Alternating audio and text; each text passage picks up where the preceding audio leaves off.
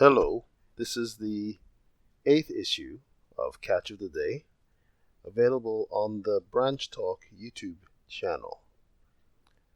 Starting on page 3 of Doug Mitchell's book, Holy Cow, Holy Dung. The wisdom and mercy of God in dispensing light knowledge at the proper time as the people need it is unsearchable. We are accountable only for the light that shines upon us. Testimonies, Volume 2, page 691 to 693. Introduction. The common understanding of the meaning of the word dung is that it is waste, something unused by the body, the seemingly extraneous portions of food that are not absorbed by the body. But dung contains more than the absorbed portions of the food eaten.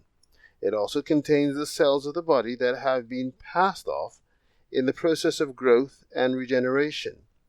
Were it not for the bulk of the fibrous, unabsorbed portions of food, that which the body passes off of itself would not readily leave the body, but would remain within it, thereby toxifying it. So while dung is somewhat synonymous with waste, a negative feature, it also has a positive connotation in that it carries with it toxins and dead portions of the body. In the sacrifice of the red heifer, we see that her dung was also used as part of the sacrifice, which was to produce a cleansing agent, her ashes for the people, Numbers 9 to 22.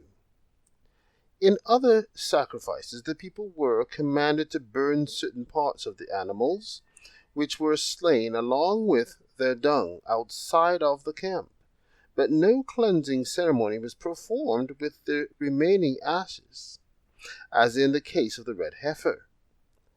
In Ezekiel 4:12 to 15, the prophet protests about having to eat bread which was polluted by being baked on dung that cometh out of a man, and was instead allowed to eat his bread baked on cow's dung.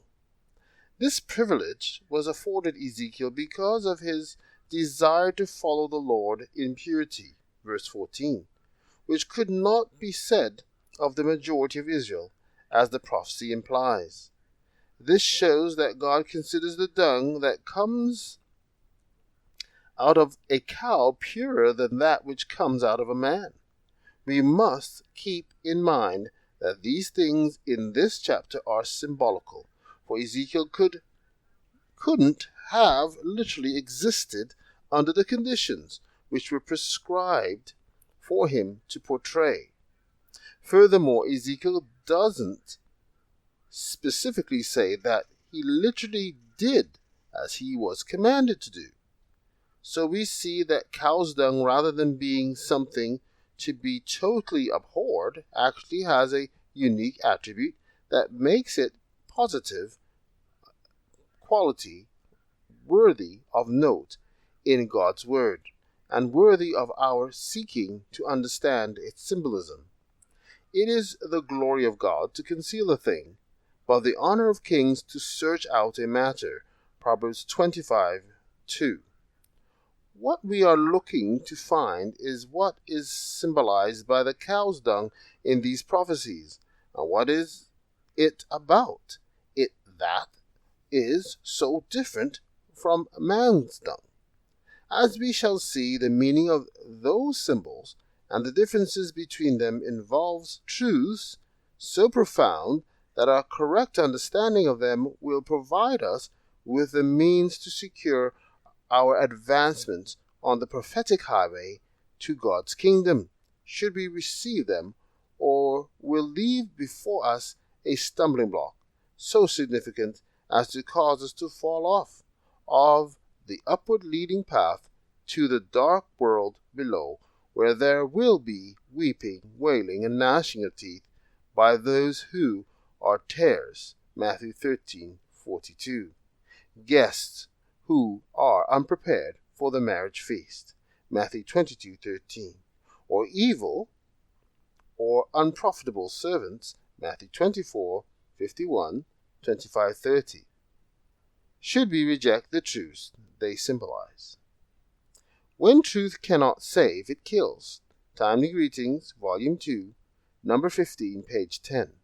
Therefore, let us, in prayerful humility, and by the grace of God, examine this mystery, looking for the hidden manna that has been promised to him that overcometh. Revelation 2:17.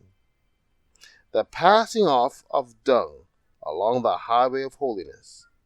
As it is in Ezekiel's prophecy, where the distinction is made between man's dung and cow's dung, we will look at that prophecy first. And this will lead us to the meaning of the dung in the sacrifice of the red heifer. Good day.